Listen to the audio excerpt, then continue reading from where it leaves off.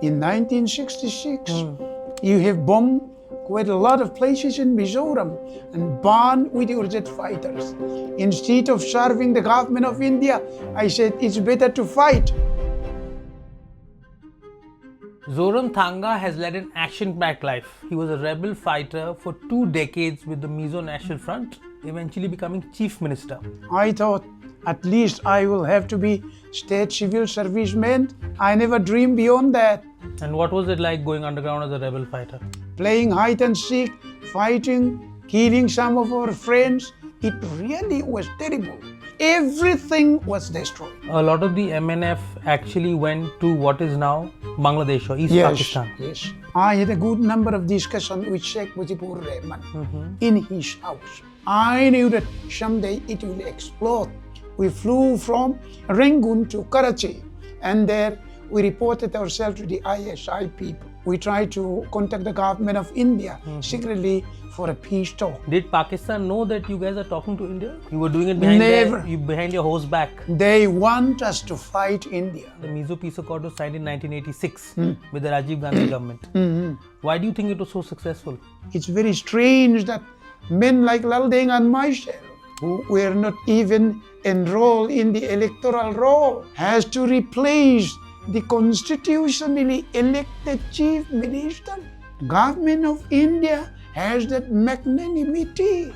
But do you think if it can happen to Kashmir, one day it can even happen to Mizoram? If they say that we are going to abrogate this, if you are going to put Mizoram under UT or again, you have to give us our AK-47 again, because we have a deal. Are you happy with how the government of India has acted in Manipur? No. Now the wound is too deep. Trying to heal the wound by trying to join together and trying to heal, it will not work. It has to be healed separately. But one of the most controversial things that maybe you say in your book is you call Mizos a nation. The very fact is that in the constitution, in the beginning, it was imposed. British left in the political vacuum.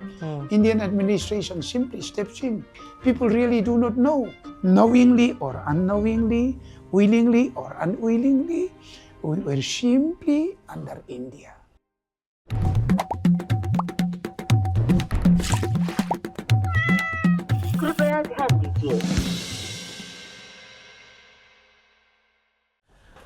Zoramthanga has led an action-packed life. Born in 1944, he was a rebel fighter for 2 decades with the Mizo National Front. After the Mizoram Peace Accord was signed in 1986, he joined the state government, eventually becoming chief minister. He joins us today on the Scroll Adda podcast to discuss his extraordinary life. Hi, Mr. Zoramthanga. Thank you. Welcome to Scroll. Yeah, thank you. As a kid in Mizoram in the 50s, did you ever expect to lead such a fascinating life? No, not at all. I was born near the Burma border in a small sleepy village.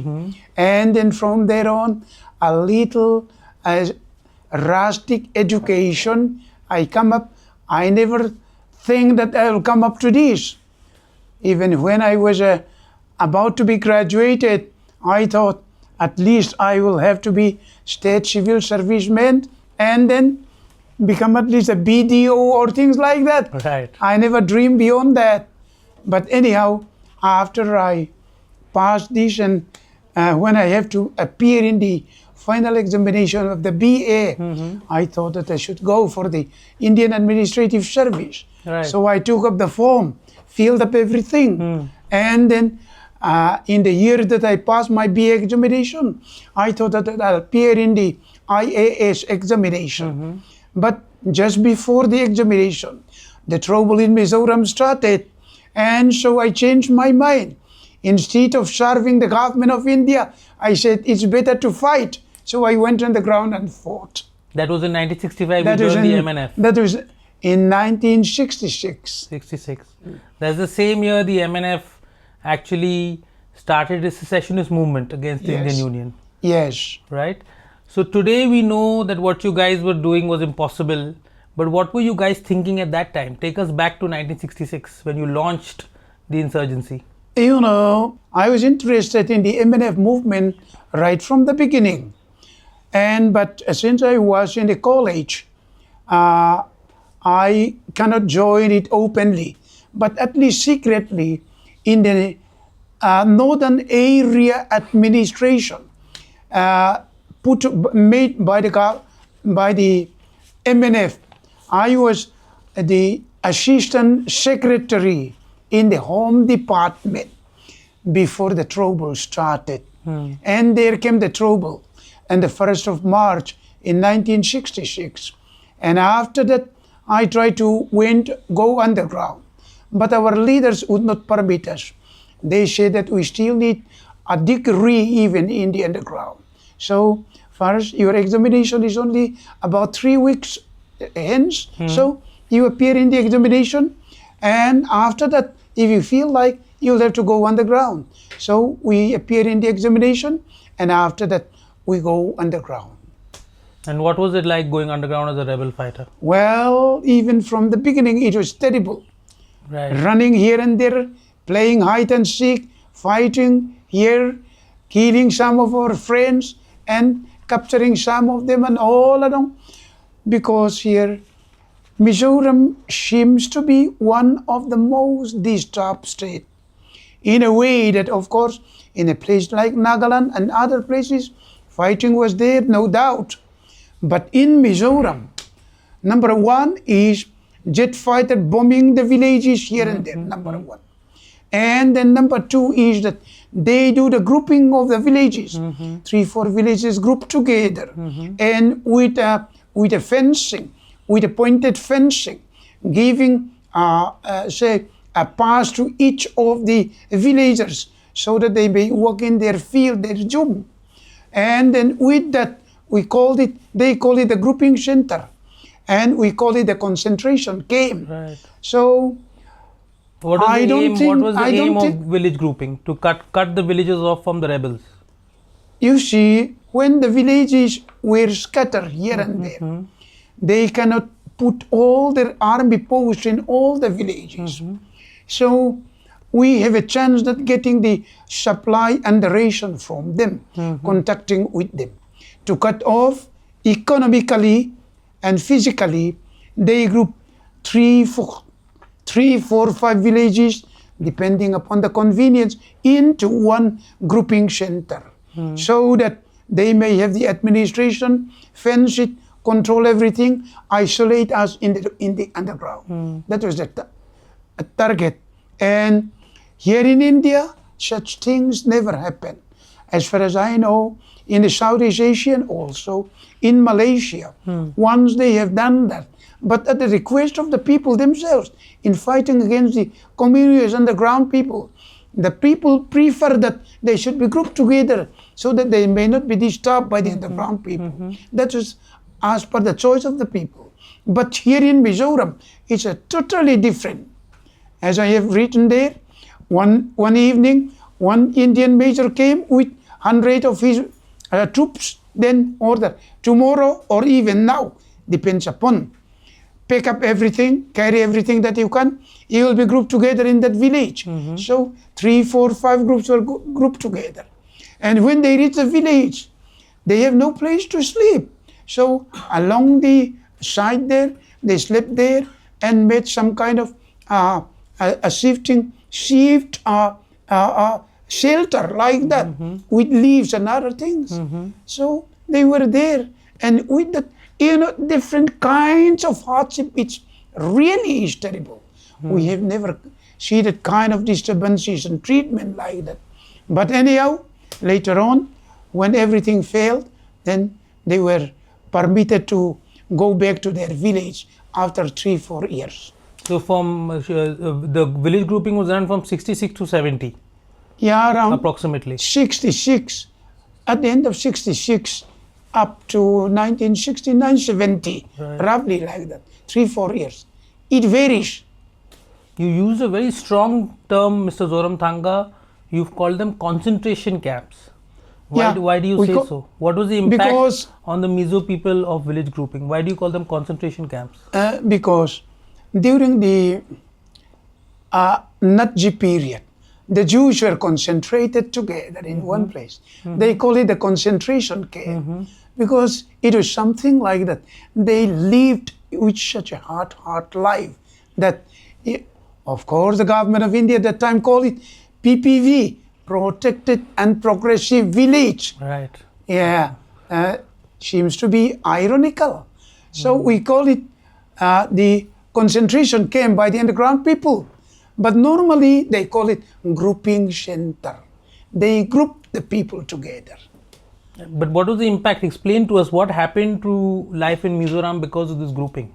Well, different villages having a school, having a church, and different economic base there.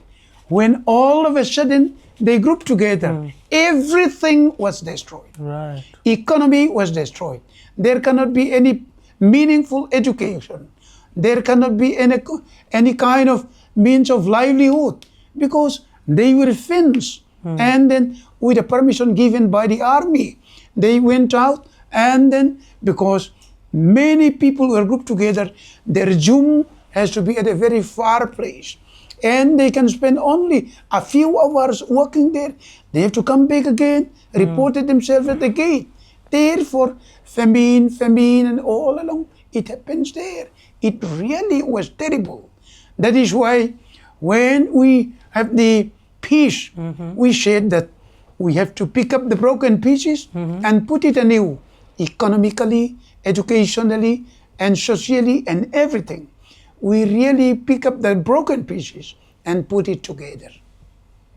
You also mentioned the aerial bombing of Mizoram in 1966 by the Indira Gandhi government. Right. It's the only time India has ever bombed its own people. That is right. During the Naxalite period also, at the height of the Naxalite movement, somebody asked the army chief, are you not going to bomb them? No. For the citizens of the India, we are not going to bomb them. And they asked him, in 1966, you have bombed quite a lot of places in Mizoram and burned with your jet fighters. And then the air chief said, no, I have no comment because I was not even enrolled in the forces. So he has no comment. After that, they have not done that. So you're saying that the air chief did not even comment. But you said a very interesting thing. You're saying India didn't bomb the Naxals, but they bombed Mizoram. Yeah. Why do you think this existed? After all, maybe that it is destined by God that Mizoram should suffer most and reward most. Reward most in the sense that after all those hardships and after all this suffering, there came peace. It became exemplary and the most peaceful state in not only in India, but in the whole hinterland, in the Burma side, this and that. It became the exemplary peace accord. Therefore, suffer most and then rewarded most. No, I understand that Mizoram is today an exemplary peaceful state in the northeast. Yeah. There's no doubt about it. Yeah. But in 1966, what do you think was going on in the government of India's mind that it decided to take such an extreme step? And it hasn't taken this step for any other insurgency, as you pointed out. India has seen many insurgencies. Yeah. Punjab, Kashmir, Naxalite insurgency, other insurgencies even in the northeast. Yeah. India has not done it. The government has not done it. Why do you think they singled out Mizoram? Well, I do not know what works in the mindset of the Indian leaders at that time. I do not know. Bombing with their jet fighters, if it is only Aizawl, that's understandable. But in different villages, they bombard and here and there, as if it is the present Myanmar scenario. Right. Yeah. And what do Mizos today, when they look back on this bombing, what are their thoughts? How do they approach it? How do they approach this terrible history? Really, it is sad day. Therefore, the Mizo Student Association, on the 5th of March, every year they observe. It was the day in which Indian Air Force bombed Mizoram. So they call it that special day, the 5th of March, every year. It is the year in which Indian Air Force bomb, and to commemorate that, and in order to show the mindset of the people, to remember that, and to how much the people have paid for the peace that Mizoram is having. They used to make some kind of celebration and like that. It's very important that day. After the Indian Army launched this offensive in 66, a lot of the MNF actually went to what is now Bangladesh or East Pakistan. Yes. Explain to us, Mr. Zoramthanga, what happened. You know, you were part of the rebel fighters. In the beginning, when Indian Army charged in, and the beginning of that, because MNF underground people were afraid that there will be retaliation here and there. So they tried to go to the then East Pakistan and raise there. But Field Marshal Ayub Khan did not permit that. Why didn't Field Marshal Ayub Khan permit it? Wouldn't he have, wasn't he an enemy of India's? I said, if you read my book, I put everything in writing. Right. It is the arrangement of God that had Field Marshal Ayub Khan allowed our boys to remain and hide there in the East Pakistan. Then the fighting force and the people will be separated. Right. Therefore, people will say, look here, they started and ran away. They left us at the hand of the Indian Army. So, Field Marshal Ayub Khan did not permit them. They came back and they have no alternative but to mix together with the people administratively, economically, and living together, helping each other. There's a kind of mindset in which the people feel that they all participate in the movement. Right. So maybe God, that it is the will of God that Field Marshal should not use that, but should not allow that. But when the grouping center and all the people are grouped together, we cannot be in contact with the people. Therefore, the life was too hard.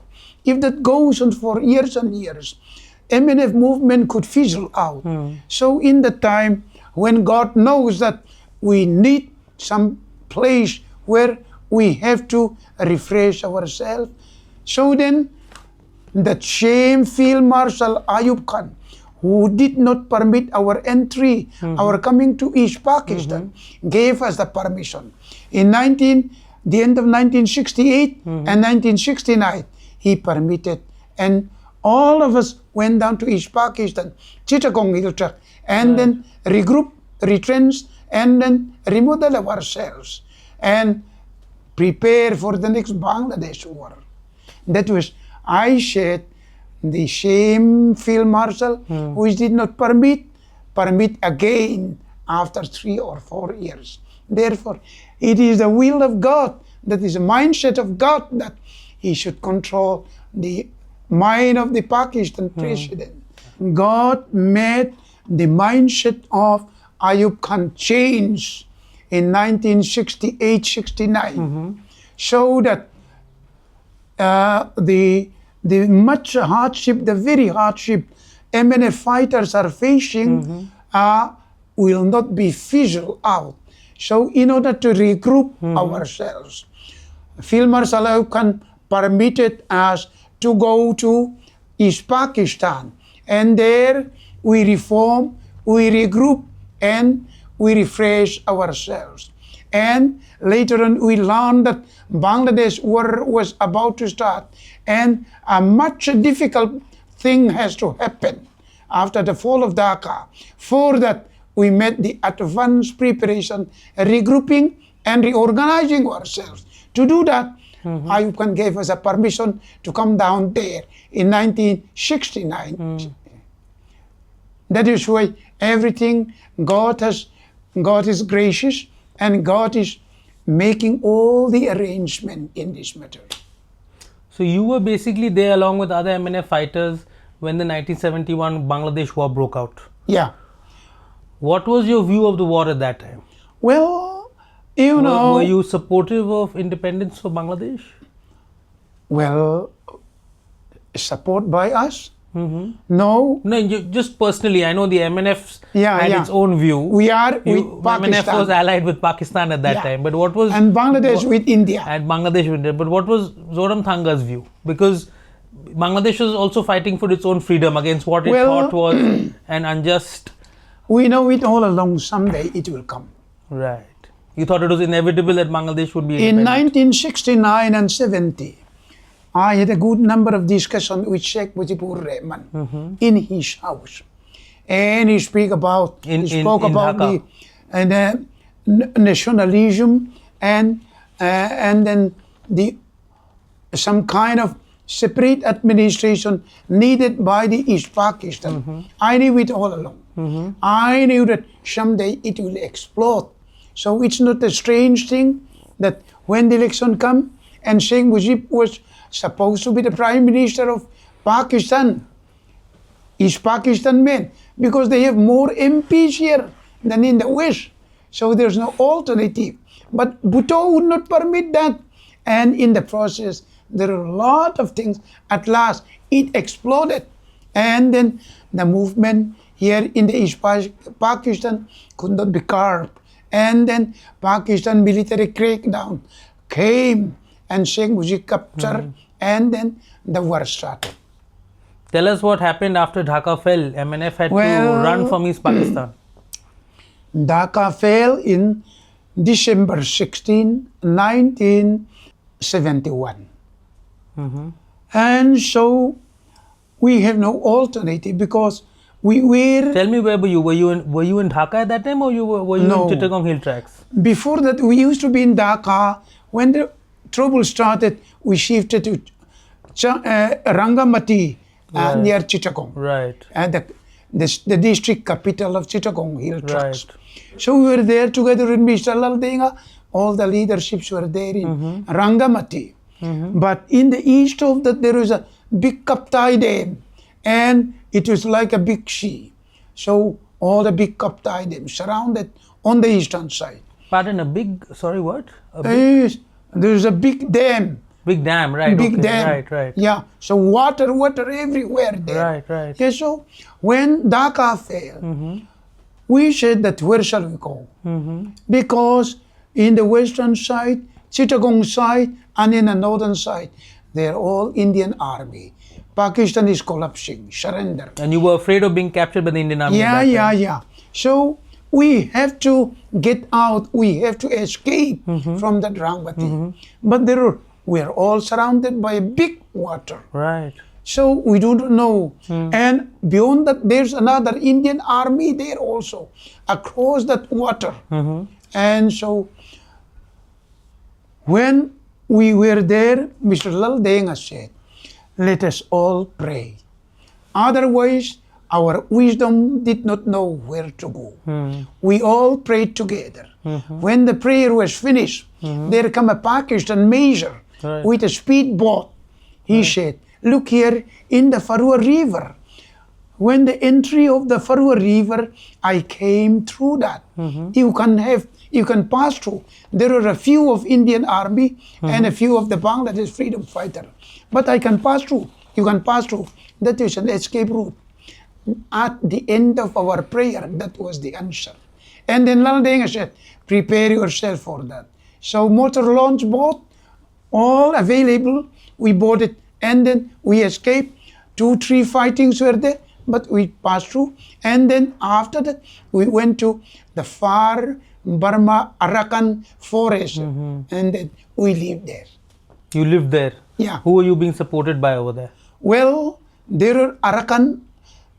At the time, they were called Communist Party of Burma Arakan Province, they call it.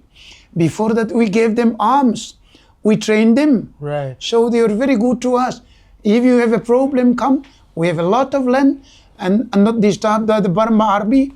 We have a lot of food. We have a lot of things, rice here. We can feed you. So with that, all of us went there to the Arakan area. And we joined them and then bought the Arakan army and the MNF underground army fought together against the Burma army there. Right.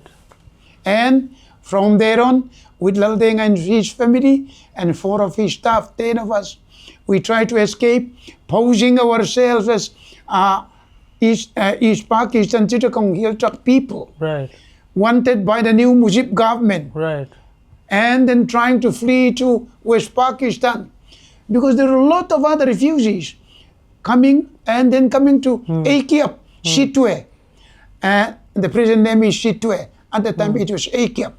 So quite a lot of refugees came, and we mixed together with that 10 of us. So we identified ourselves as one of the refugees, and somehow we escaped. And then together with the refugees, with a chartered Pakistan plane, we flew from Rangoon to Karachi, and there we reported ourselves to the ISI people.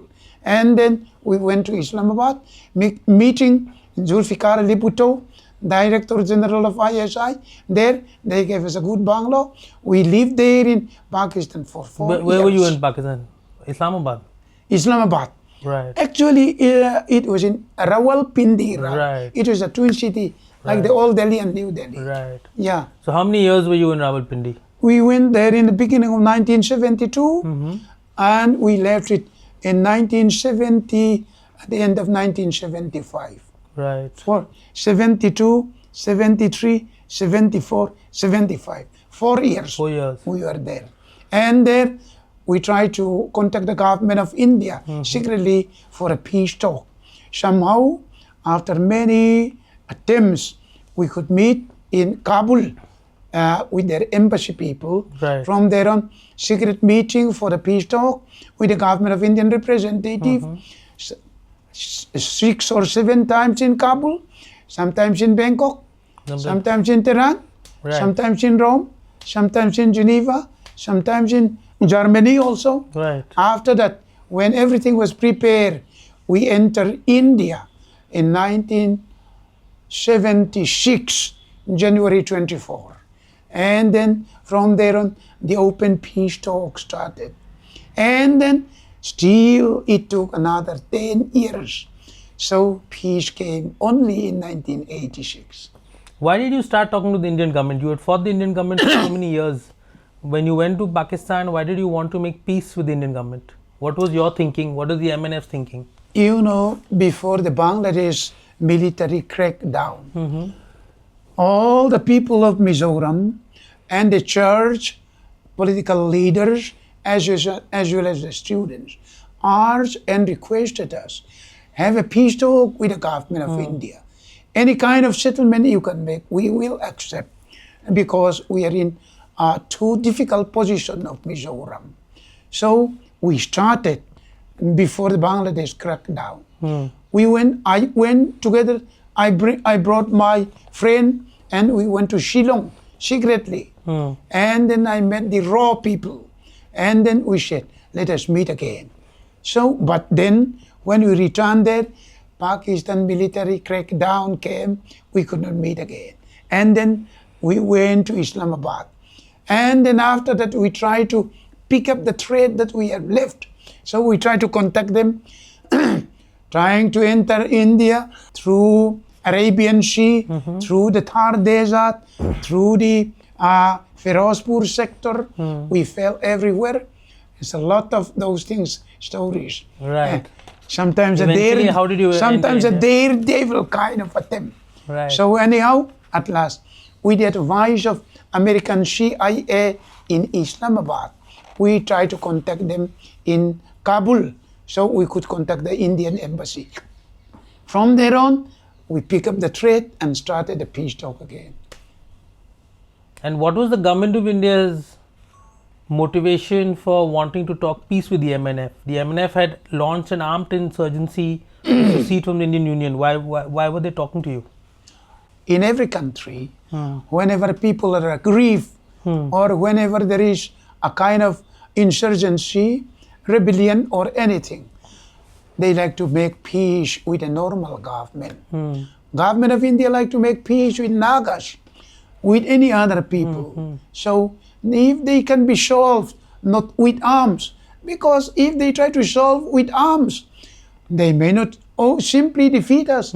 We cannot simply defeat them. Then the trouble goes on and on. So if any kind of acceptable settlement can be made for both of us, then that would be appreciated by the government of India, appreciated by the people of Mizoram. With that aim, we try to seek a solution. And at last, with a lot of efforts, we have come to a peace accord, most successful peace accord we have ever won. I'm going to come to the most successful peace accord. I want to discuss that. But before that, I want to just ask you a last question on Pakistan. Did Pakistan know that you guys are talking to India? You were doing it behind your host's back. They want us to fight India, right? Not to make peace. Right. Therefore, it was our most secret thing that we have a secret talk with the government of India. If they know that, it's finished. Right. So you guys were all going behind Pakistan's back inside Pakistan and talking to India. Yeah. Right. How did you achieve that? Yeah. The ISI couldn't catch you? Really, it's a hide and game seeks. Right. And a lot of things happen. And I have written these things in my book. And that's why if people, after reading the book, people may say that had it been your concocted story, we would have said, you make the starring too fortunate and lucky. Right. It is unlikely.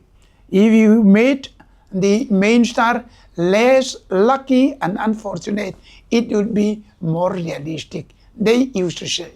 But it's a fact. So that is why God is kind enough and make us a lot of arrangement in a way which we never understand. In the end, it becomes really strange and successful. So tell us, Mr. Zoramthanga, the Mizo Peace Accord, eventually these negotiations that you entered into with the Indian government after fleeing from Pakistan, the Mizo Peace Accord was signed in 1986 with the Rajiv Gandhi government. And it's universally acknowledged that this is probably India's most successful peace accord, at least the most successful in the Northeast. Why do you think it was so successful? Well, you see, we are very honest. Government of India is also very honest and magnanimous because they gave, in return, we said that we'll hand over all our arms and ammunition. We'll bring out all the boys and all the requirements given to us by the government of India. You should do this, you should do this. In return, what are your demands? We said that Mizoram should be a state with a special provision of protection. So accordingly, after many exchange of idea, on our part, we have done it, and on their part, they have done it. They gave us a statute with Article 371G as a special protection, which we demand. People are happy, and it has become the most successful after that. Could you explain what is the special protection given to Mizoram? Well, you know, there it says, in Article 371G, it says that notwithstanding anything contained in the Constitution of India, any act made by the Parliament concerning ownership and transfer of land, and then cultural as well as religious custom of the Mizos, and any case arising out of that, and many other things. A lot of these things are there. These will be given to the power of the legislature of Mizoram, not by the Parliament of India.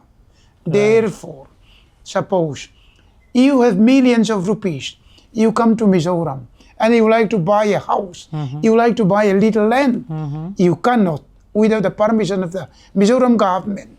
Right. Because so other Indians can't buy land in Mizoram, basically. Ownership and transfer of land, that power does not belong to the Parliament. It belongs to the Mizoram Legislative Assembly or Mizoram government, and many other things also. Therefore, with a lot of other things, because I cannot I cannot say all the details of this agreement. Those are the most important thing. And at the same time, if anyone, as a tourist, not as a government service, has to enter Mizoram, he needs a permission, inner line permit, ILP, Right. in order to enter that. And to reside then permanently without the permission of the Mizoram government, they cannot do that. So with that kind of special power, government of India is very generous. And very strange thing is that in the interim period, in the transition period, we are going to hand over all our arms to our yesterday enemy. So we said You're that. talking about 86 Yeah, right now. Right. I talk about 86. So, because there is going to be a transition period from the union territory to statehood, which cannot be more than 6 months. During the 6-month interim period, Lal Dhingra should be the chief minister. And then his cabinet minister also should be there. At last, a compromise was made that Lal Dhingra be the chief minister. And then the then chief minister, Minister Lal Tanola, be the deputy chief minister. And minister mixed together like that. We form that kind of government. It's very strange that men like Lal Dhingra and myself, who were not even enrolled in the electoral roll, Right.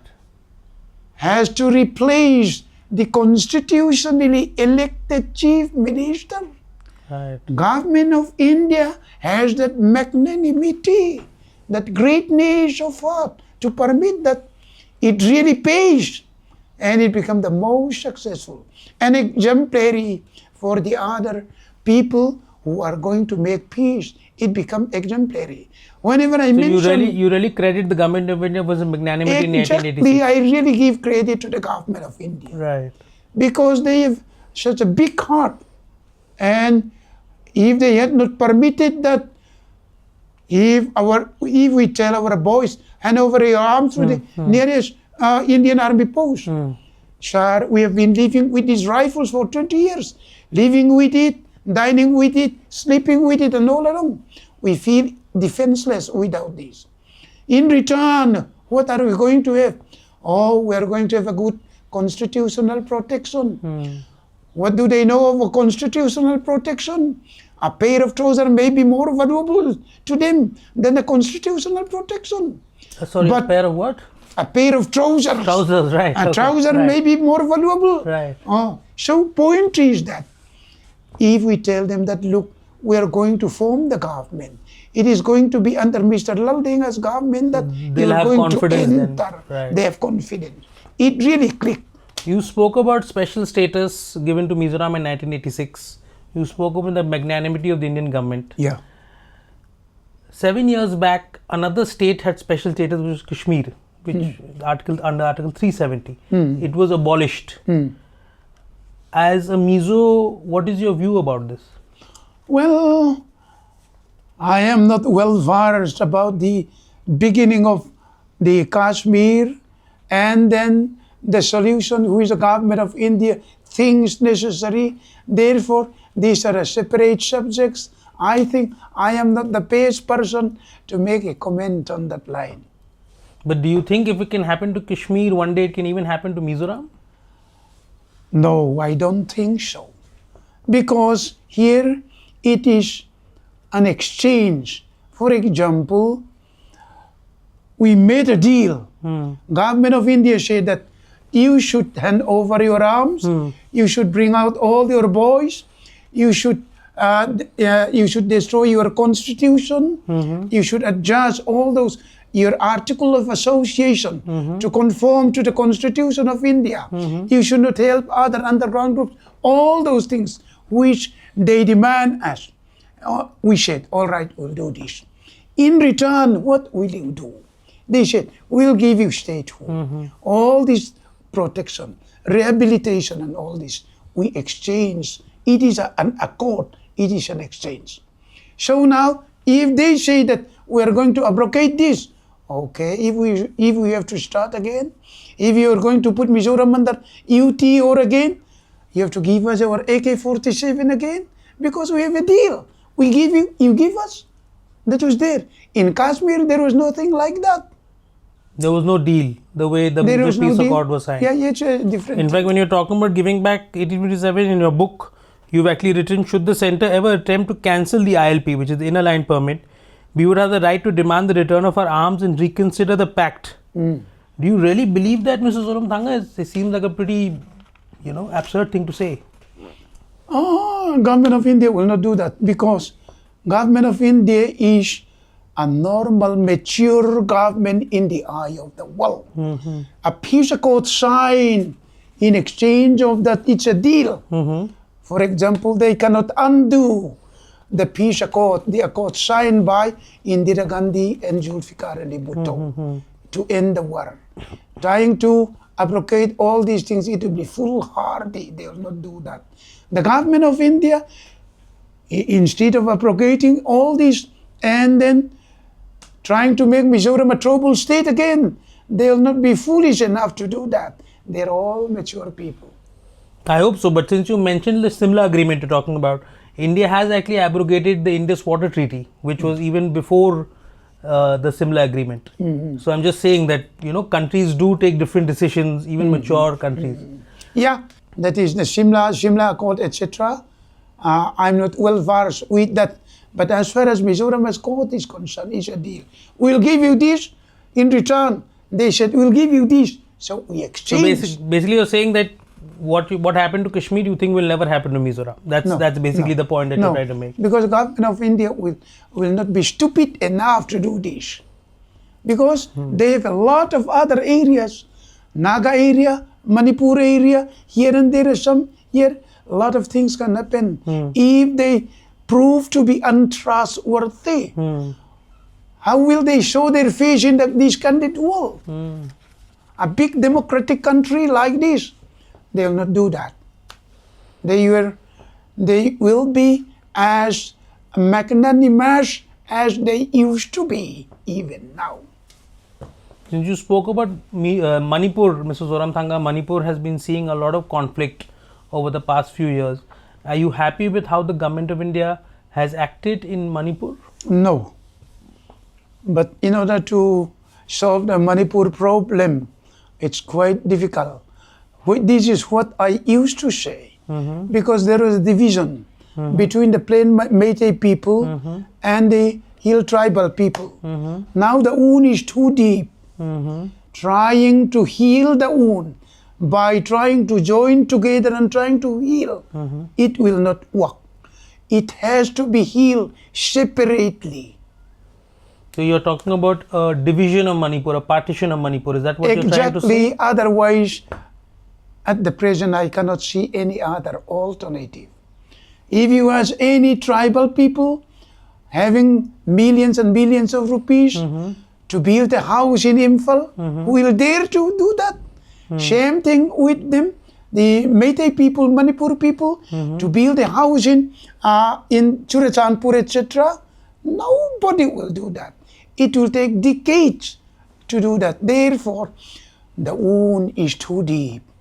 We cannot heal it by trying to join together. It will be much easier to heal it separately. And since the two antagonists in the Manipur conflict, one is the Meiteis and the other is the Kukis. Yeah. The Kukis are seen as very close to the Mizo people. They're Well, seen as more or part less of the we all larger speak, Zo people, we right? all speak the same language, Same language. slightly different dialect. Right. They are our people. So anyhow, these are the problem. Someday government of India may know how to solve it, and they may know But better. what do you want to do? Like, for example, after partition, do you want a merger with Mizoram of some sort? And let us see, let it depend upon the choice of the people of Manipur. Right. I mean, the Manipur tribal people. If they want to join with Mizoram, then it's possible constitutionally. Constitution, Article 3 said that a new state can be made, and then by taking another area, it can be added to another. So anything can be done under the constitution of Article 3. But it has to be at the request of the people itself. Therefore, it is the responsibility of Manipur tribal people to request, to ask the government of India for the lasting solution of their problem. We cannot simply say that you should do this, not this. We cannot impose our will to them. Let them decide, yes. You said that you're unhappy with how the government of India has actually dealt with the Manipur issue. But you're actually in alliance with the BJP as part of the NDA. Isn't that a bit of a paradox? Not only unhappy with the government of India, we are unhappy with the Manipur government. We are unhappy with the tribal people also. No one is happy. So in order to make them happy, all those concerned people has to strive together what would be the best possible solution. Because I am not the one who is to impose, who is to dictate, who is to tell them what to do and this and that. Because all along we said that in our movement, it said that Mizo inhabited areas contiguous to the present state or at the time Union Territory of Mizoram should be put together under one administrative area. We asked this to the government of India. It was written in our peace accord. MNF delegation said that Mizo inhabited area contiguous to the present Union Territory of Mizoram should be put under one administrative area. Since Article 3 of the Indian Constitution clearly mentioned all the process of this, government of India has no comment. Right. Yeah, it's possible. Because how many, by this you from mean, Assam, how many states have come up? Yeah, it's possible. But to put it in simple language for our viewers, what you're actually asking for Mrs. Zoramthanga is to merge parts of Manipur with Mizoram. Is that correct? Yeah. Manipur tribal people, not the Meitei. The Kuki people. Kuki, there are Kukis, Zos, Paites, Mars, etc. Right. Yeah. But at the time also, when we mentioned this to Rajiv Gandhi, he said that you want to live together under one state with the Manipur tribal people, your own people. But the point is that while the peace talk is going on, why are they silent all along? They didn't say anything. It is you alone. Sorry, who's silent? I didn't get that. Who was silent? Silent, the people of Manipur tribal people. Right. Manipur Mizo people, let us call it. Right. They didn't say anything during the peace talk with the government of India. Right. And actually Rajiv Gandhi believed that Manipur Mizo people said, we like to be with the new state, the coming state of Mizoram. We like to be with that.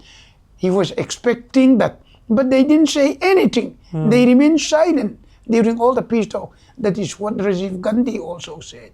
That is why we cannot impose our political proposition to any other people. We may sound at them, but the most important, let it come from the people themselves. Got it. Very interesting, Mr. Zoramthanga. Some people say the Manipur crisis was sparked off by the civil war in Myanmar, right? Now, the civil war in Myanmar has actually had a direct impact on your state too, Mizoram. You've had all along the border. All along the border. You've had Chin refugees who are again very close to the Mizo Bangladesh people. Refugees also. Bangladesh refugees. Manipur refugees also. Manipur refugees also. Manipuris are different because they are part of the Indian Union. Yeah. But I'm going to take especially Chin as an example. Yeah. You were chief minister at that time when a lot of Chin refugees from Burma came into India, came into Mizoram. Yeah. And your government gave them shelter against the wishes of Delhi. You have also opposed border fencing. Yeah. With Burma. Yeah. Hold on, let me complete my match. All of what I'm saying right now is actually under the Indian Constitution. It is under the powers of the central government. Yeah. Yet it seems Mizoram has almost taken over this power. Yeah. You see, when a lot of thousands of Burma refugees came, and then the policy of the central government is push them back. And then when I met Prime Minister Modi, I told him, Modi ji. When did you meet him? 2023? when I was a chief minister, at the time when the refugees were arriving Right. in That's Mizoram. approximately At that time, 2022, I met 23. the Right. prime minister. Right. And I told him, Modi ji, my mother, their two sisters, two brothers. Two sisters, my mother and her sister, they lived and died here in India. Their two brothers lived and died in Burma. So those refugees, which you call them, they are my cousins. Right. So, shall I push them back? We are as close as that. And Modi said, you are as close as that. I said, yes. So then, not only that since they came, we are here with a very different, with a very difficult position with COVID all along. And therefore, in order to feed them, you have to help me. Instead of pushing them back, he gave me 10 crore rupees. Right. Yeah. So you convinced Mr. Modi to actually not only not push them, but he gave you money. Yeah, Right. yeah. Well, it's not that I convince Modi. Rather, I should say that Modi ji perceive, he see the reality of the situation. Right. This is all, it's very interesting and nobody talks about this. Till 1937, what is now Burma or Myanmar was part of India, Yeah, part of British India. And when in 37, Burma got separated, the first partition of India in some ways. Yeah. And that directly affected the Zo people, right? It's the first Exactly. time you guys got divided. yeah. Is that a tragedy for you, that 37 partition, 37 division? Yeah. You see, before when the British were there, Mizoram was divided. Sometimes one part go to the East Bengal. At the time they call it East Bengal. Sometimes it go to Burma. Somewhere it go to Assam side. And so there was under the Governor of Governor General's Council, they said that all this area living in the with the same language, same culture, these people, they should be put under one administrative area. But that resolution was never implemented. When Burma was born, then the Chio River border, it goes that side. When Pakistan was born, then the Chittagong Hill Truck area, it goes to East Pakistan area. The remainder goes with India. Therefore, this is the story. And anyhow, it's very unlucky for the Mizo people that it happens like that. So the Mizo people have got now divided into three countries. Three countries. India, Bangladesh and Myanmar. Yeah. And it's a tragedy. You think so that's why all Mizo politicians have always been against border fencing. You think there should be no fences, there should be free movement of So people. during the British period also, we all can cross each other the border without much permission all along. Because even during the British period, they know that we are one. But anyhow, things goes on, international border and international relationship grows on, and then it becomes more and more difficult. And it's a fact that, of course, from Burma, there come a lot of drugs and other smuggled goods, contraband goods, and this urge the government of India to say that we need to fence the border. In their mindset, if they have that kind of idea, it is understandable to a very great extent, apart from the ethnical similarity. But the present scenario of drug trafficking, checking of the drug trafficking, whether it is in Manipur or Mizoram, then drug trafficking is such an immense and large scale. If government of India, in order to prevent it, they propose that border fencing should be done. They have that kind of idea. To some extent, it is understandable. But the ethnic common sense and then the ethnic solidarity mentality did not permit the putting of the border fencing, which has not been permitted since British time for almost 100 years. So you're saying the government wanted to do border fencing, but Mizoram has not allowed it. You see, border fencing really has no meaning. In the Bangladesh side also they do the border fencing. Within a short time it fell down. Right. Nobody look at it. It is just a wastage of crores and crores of rupees. It is better to do in another way. Mr. Zoramthanga, I read your book, I really enjoyed it. But one of the most controversial things that maybe you say in your book is you call Mizos a nation. But in India, really, in our constitution, we don't have any provision for multiple nationalities. India is the only nation that technically, legally, that we look up to. What do you have to say about that?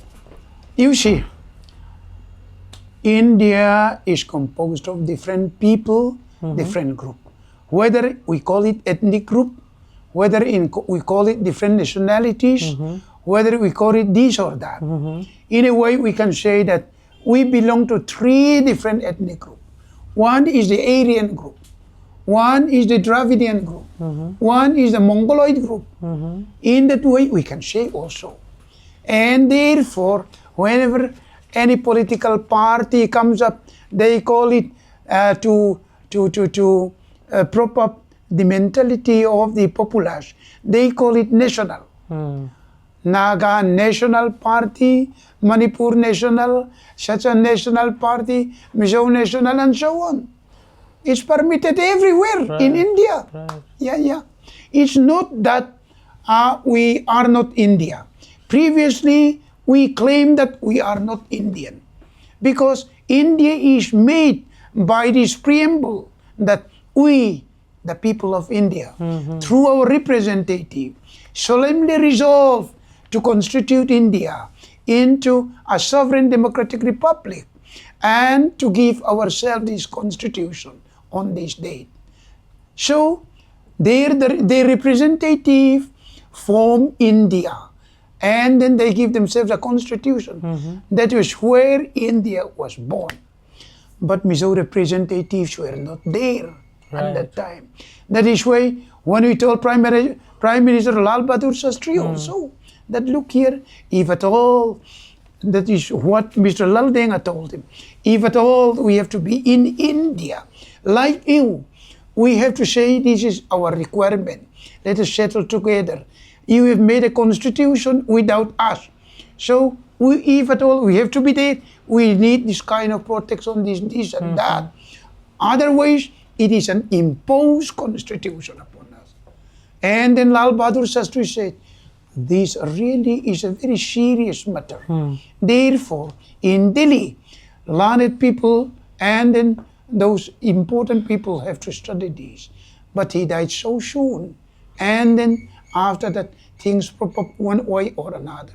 Therefore, the very fact is that in the constitution, in the beginning, it was imposed, and it was imposed India. For example, when India was about to be born in the 15th of August, 1947, we were not in India. We were the outside India, not under the British India. We were called, so when you were called excluded areas, is that what that excluded is? Area, excluded from the purview of the 1937 Constitution, excluded area. So when that India was about to be born, a lot of people said that Mizoram people, the accredited leader and political leader said that, where shall we go? British is about to leave. So shall we join India? Somebody said, let us join India. One group said, let us join Pakistan because it was East Pakistan. Somebody said, let us join Burma. Somebody said, let us still be in a crown colony of British. Somebody said, let us get independent. 5 different ideas. And then on the 15th of August, then they said that Indian flag was to be raised there in the Deputy Commissioner's office. And people were cleaning their guns. If they are going to raise the Indian flag, we are going to shoot. Then Deputy Commissioner was wise, and he said, Indian new flag has not arrived yet, so it was not raised there. And the bloodshed was avoided. He said a white lie. On the 15th of August, the sun rises as usual set. and the Mizo people do not know the difference.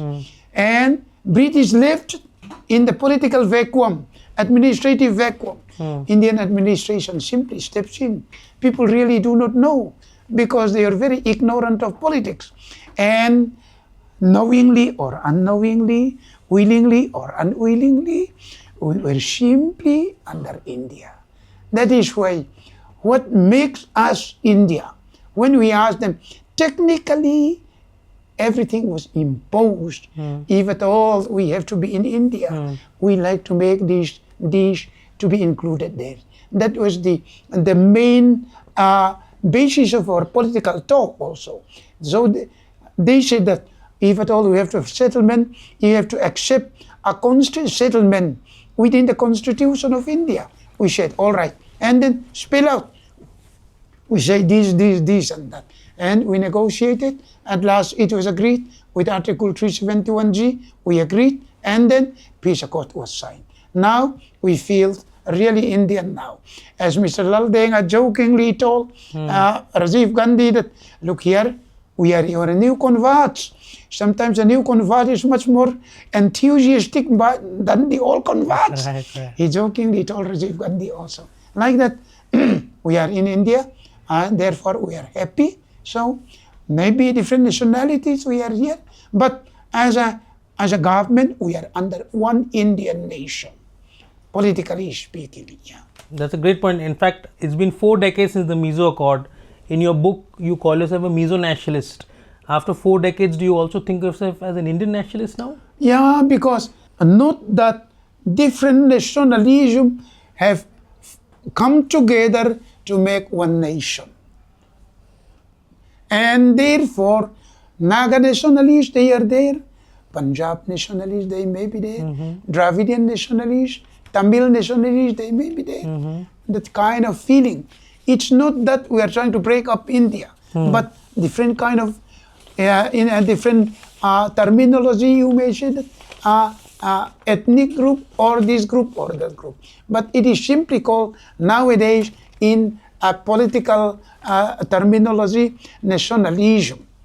The feeling of nationalism is there. But anyhow, all these different nationalities flock together to form Indian nation.